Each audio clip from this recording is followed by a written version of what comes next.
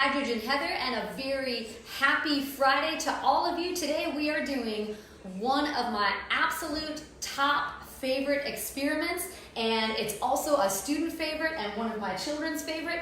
And I've been told that it takes a few minutes for everyone to kind of click on live, so I've been asked to kind of delay for about 20 seconds here. So I'm just going to say a huge thank you. We are now all 2 full weeks into remote learning. Everybody's stress levels are absolutely going up and down every day, but here we are, we have made it through, and I truly hope that this is just a fun 5 to 8 minutes that you're able to spend with me here each day and my children, and that I truly hope you're able to take these experiments and do them with your children right at the lunch table. So let's hop right in.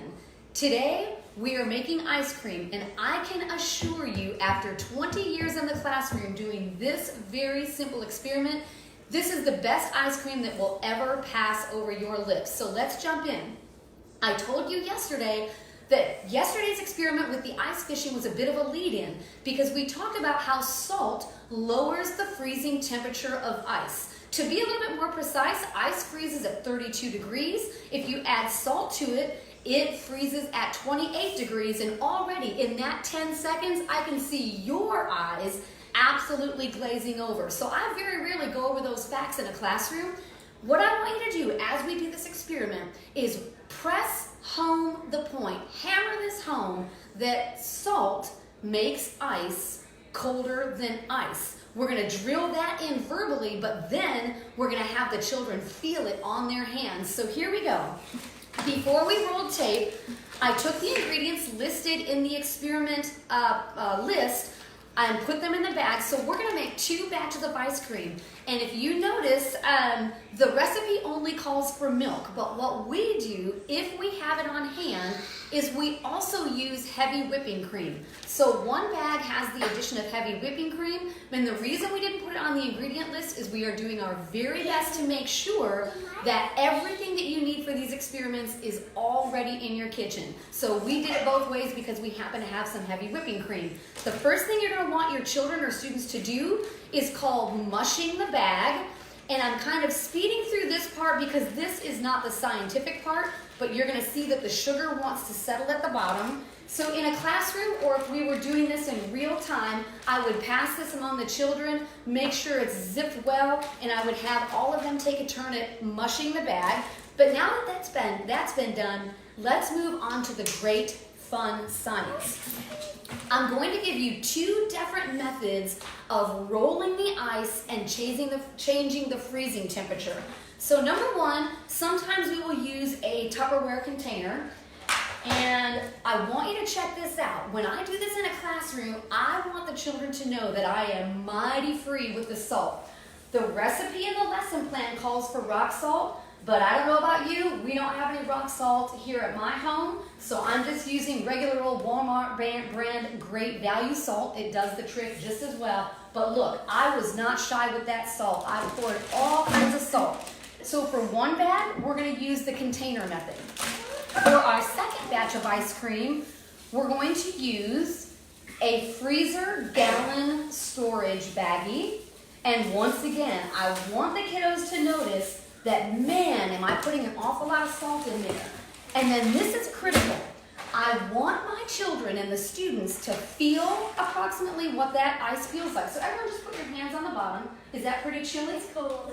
Okay, it's cold. And you know what? That's no shocker. We all know that ice is cold. Okay? But now what we're going to do is we're going to lower that freezing temperature. So I'm going to take my bag of very well sealed ingredients and I'm going to place it into this container. And actually, I am going to do this one while the children do this one. So I'm going to put my ingredients in the bag. I'm going to do my very best to get as much air out of this bag as possible, but it does not have to be perfect. So now, here's where the science is really going to hammer home about the freezing point dipping.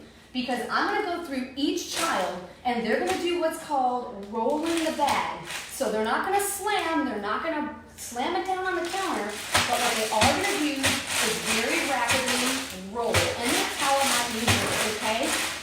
And what we want to see happen is, I want to see how reactions change as the clock ticks on. So Olivia, you start. And okay, I'm going to take that towel out of the way. Like, make sure you're rolling each time.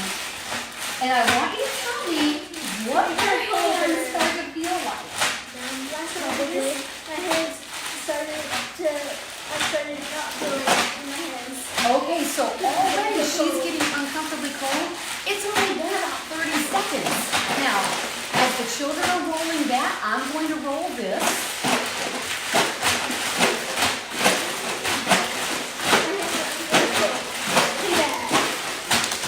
Okay, hold on 1 second, Nevaeh. Now, typically what I would do in a classroom is I would set a clock. I'm going to have each child roll for a minute, because within 1 minute's time, they get so uncomfortably cold that they want to stop, but that's what hammers the science home. So keep going, I'm not running the clock.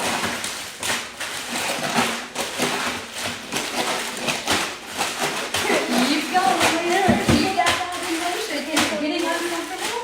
Oh, you have stronger fingers than I.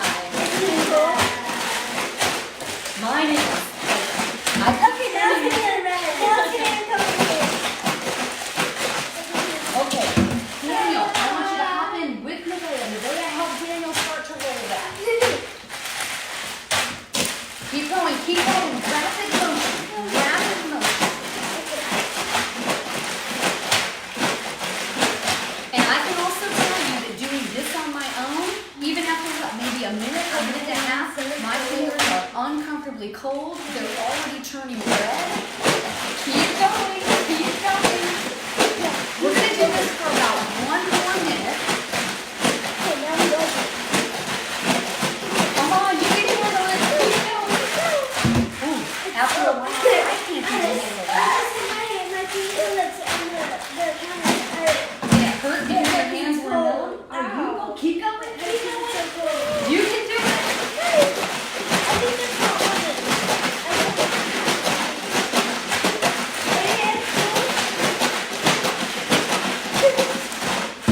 Okay, let's go ahead and stop. Now, typically, if I were doing this activity full out, I would make sure that that ice got rolled for at least 5 minutes, and that every child had at least 1 full minute, because then what I do in the classroom, and even right here in my own kitchen, is I can see that your hands are red.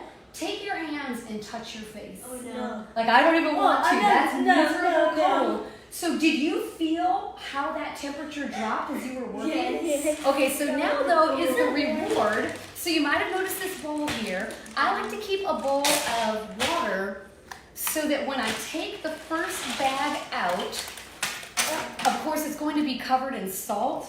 So I will dip it here.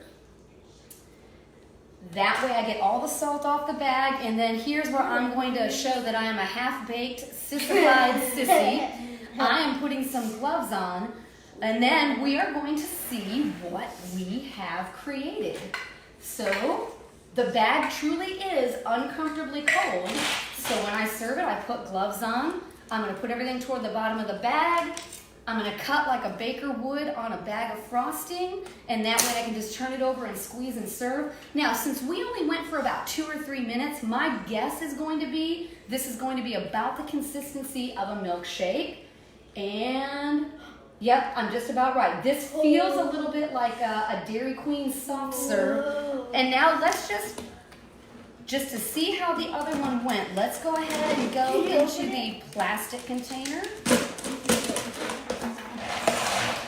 Okay, I was just curious if the consistency was any different using milk or cream, but from the feel of my fingers, I will tell you the consistency is about the same. And had we gone an extra 3 or 4 minutes, this typically comes out as hard as a rock. In fact, the biggest problem that we typically have is going to be that it's hard to serve out because it's so hard. So the point that we want to hammer home is salt makes ice colder than ice. And I'm going to ask you a huge favor. For all of you teachers out there, I know that so many of you are watching because we're getting your emails back. If you have any parents that you think might be interested in this, go ahead and share this link with them so that they can see how to do this in live. and to make sure that they also get their hands on the lesson plan. Have a great weekend, and we will see you right back here on Monday.